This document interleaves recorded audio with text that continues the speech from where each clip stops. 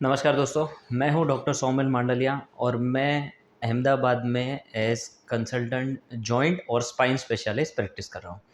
दोस्तों, जिन भी मरीज़ को स्लिप डिस्क होता है, उनको बहुत सारे मरीज़ को ये क्वेश्चन होता है कि हमें एक बार ये हमारी गादी खिसक गई है या फिर स्लिप डिस्क हो गया है, तो क्या ये ज़िंदगी भर का प्रॉब्लम है?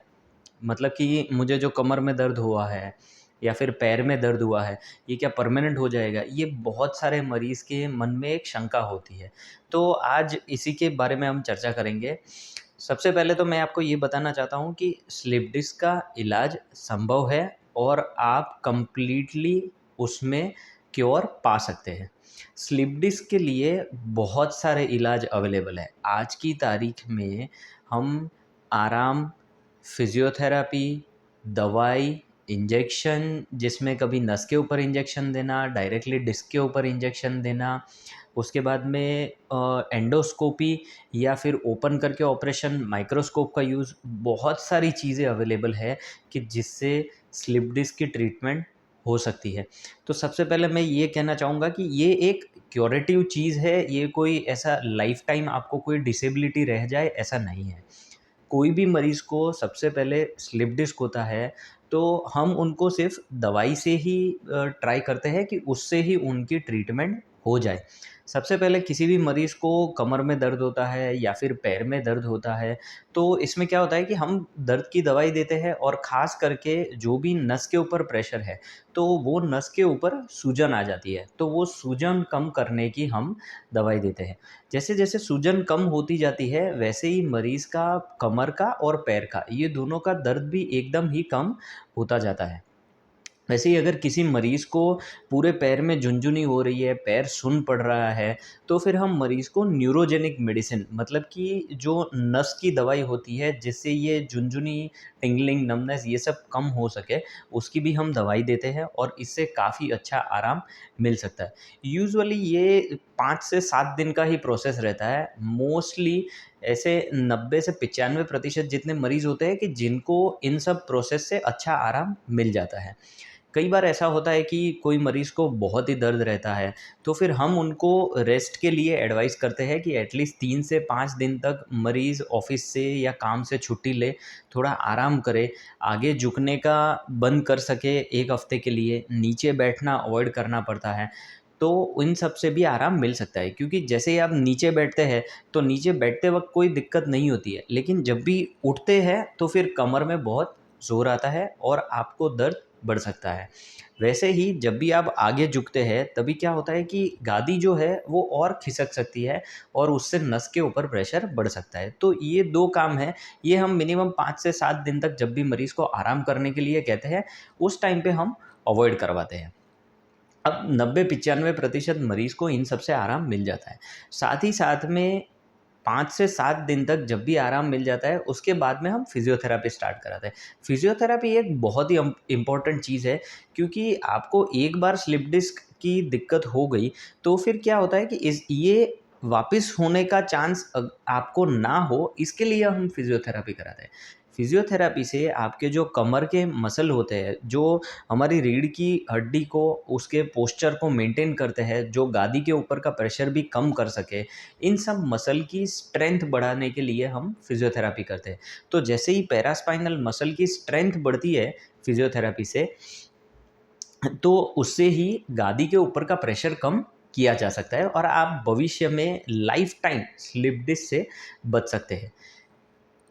कि कोई-कोई मरीज़ ऐसे होते हैं जिनको दवाई या फ़िज़ियोथेरेपी इन सब से आराम नहीं मिलता है, तो फिर इनको एक स्पेसिफ़िक स्पाइन सर्जन के पास एक डिटेल्ड एग्ज़ामिनेशन कराना चाहिए, कि जिससे पता चले कि स्पेसिफ़िक कौन से डर्मेटोम, मतलब कि चौथे 5वें मणके की गादी खिसक गई है या 5वें या उसके नीचे की गादी खिसक गई है, कौन-सी नस के ऊपर प्रेशर है, कहाँ का सेंसेशन कम हुआ है, कहाँ पर जो मसल है वो वीक है, ये सब देखने के लिए एक स्पाइन सर्जन के पास आपको एग्ज़ामिनेशन कराना चाहिए। इसके बाद में स्पाइन सर्जन आपके क्या कराते हैं, हम एक्स-रे कराते हैं, ज़रूरत पड़े तो हम एमआरआई भी कराते हैं। बहुत ही रेयर केसेस में हम सीटी स्कैन भी कराते हैं। लेकिन सबसे इम्पोर्टेंट 2 चीज़ें हैं, एक्स-रे और एमआरआई। दोस्तों ये 2 चीज़ से हमें मोस्टली सब कुछ पता चल जाता है कि कौन-सी गादी खिसक गई है, कौन-सी नस के ऊपर प्रेशर है, ये सब पता चल जाता है, तो उसके मुताबिक हम ट्रीटमेंट कर पाते हैं। अब जिन भी मरीज़ को इन मतलब दवाई से, फ़िज़ियोथेरेपी से, आराम से, ये सब लाइफ़स्टाइल जो मॉडिफ़िकेशन है, नीचे ना बैठना, आगे ना झुकना, ये सबसे अब अगर ज़रा भी फ़र्क नहीं पड़ता है, तो फिर हम एक्स-रे, एमआरआई के बेसिस के ऊपर उनको इंजेक्शन की सलाह देते हैं। अगर कोई गादी का एकदम छोटा-सा पीस है, जो नस को दबा रहा है और उसी के कारण आपको पूरे पैर में बहुत दर्द हो रहा है, तो फिर हम वो नस के ऊपर इंजेक्शन देने का प्रेफ़र करते हैं कि जिससे नस के ऊपर की सूजन कम हो जाए। इसका कांसेप्ट क्या होता है? हम नस के ऊपर का सूजन कम करते हैं, उसका मतलब ये नहीं है कि गादी आपके अंदर चली जाएगी। गादी वहीं की वहीं रहती है, आपके बॉडी को एक 3 से 6 हफ़्ते का टाइम मिल जाता है वो गादी को अपने आप रिज़ॉर्प्शन या फिर पूरा नेक्रोस करने का उसको टाइम मिल जाता है और आप ये 3 से 6 हफ़्ते में 99% चांस है कि रिकवर हो सकते हैं। कई बार ऐसा होता है कि गादी में भी इंट्राडिस्कल इंजेक्शन दिया जाता है या फिर selective nerve root block, epidural injection, ये 2 इंजेक्शन भी दिए जाते हैं। रेयरली ऐसा होता है कि डिस्टल सोडियम चैनल ब्लॉकर जो होते हैं मतलब कि पैर में इंजेक्शन दिया जाता है आपको पूरे पैर में जो दर्द होता है उसके लिए। तो ये अलग-अलग टाइप के इंजेक्शंस हैं, इनसे 99% चांस है कि सब मरीज़ को आराम मिल जाए। अभी 1% मरीज़ ऐसे होते हैं कि जिनको इन सब से कोई भी आराम नहीं मिलता है।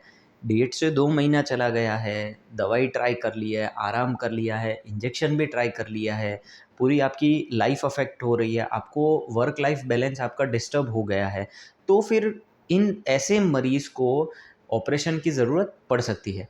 दूसरा, किसी मरीज़ को अनबेरेबल पेन है या फिर पैर में लकवे की संभावना है, पैर वीक पड़ गया है, चलने में दिक्कत हो रही है, ये सब अगर सिम्पटम्स है, तो आपको ऑपरेशन की ज़रूरत पड़ सकती है। दोस्तों, आज की तारीख में स्लिप डिस्क का जो ऑपरेशन है, वो मोस्टली एंडोस्कोपी से होता है या माइक्रोस्कोप से होता है। हम अगर मोटे-मोटे तौर पर देखने जाएँ तो एंडोस्कोप और माइक्रोस्कोप में रिज़ल्ट वाइज़ इतना फ़र्क नहीं है। इतना होता है कि एंडोस्कोपी में ब्लड लॉस कम होता है, मरीज़ को हॉस्पिटल में कम रहना पड़ता है और माइक्रोस्कोप में ऐसा होता है थोड़ा बहुत ब्लड लॉस होता है, मरीज़ को 1 या डेढ़ दिन तक हॉस्पिटल में रुकना पड़ सकता है। लेकिन अगर आप रिज़ल्ट देखने के लिए जाएँ, तो एंडोस्कोप या माइक्रोस्कोप में पोस्ट ऑपरेटिव ऑपरेशन के बाद के रिज़ल्ट में कोई भी फ़र्क नहीं पड़ता है और ऑपरेशन के बाद में हम वापस से मरीज़ की फ़िज़ियोथेरेपी स्टार्ट करा देते हैं कि जिससे भविष्य में कोई भी गादी खिसकने का या फिर स्लिप डिस्क होने का चांस कम किया जा सके। तो दोस्तों मैं अंत में यही बताना चाहूँगा कि इतने सारे ऑप्शंस हमारे पास अवेलेबल है, दवाई, फ़िज़ियोथेरेपी, आराम, इंजेक्शन, ऑपरेशन बहुत सारे ऑप्शंस अवेलेबल है, लेकिन स्लिप डिस्क की जो ट्रीटमेंट है, ये परमानेंटली संभव है और आपको अगर स्लिप डिस्क होती है तो ऐसा ना समझें कि लाइफ़ टाइम के लिए एक आपको डिसेबिलिटी हो गई है, ऐसा नहीं है। स्लिप डिस्क की ट्रीटमेंट संभव है।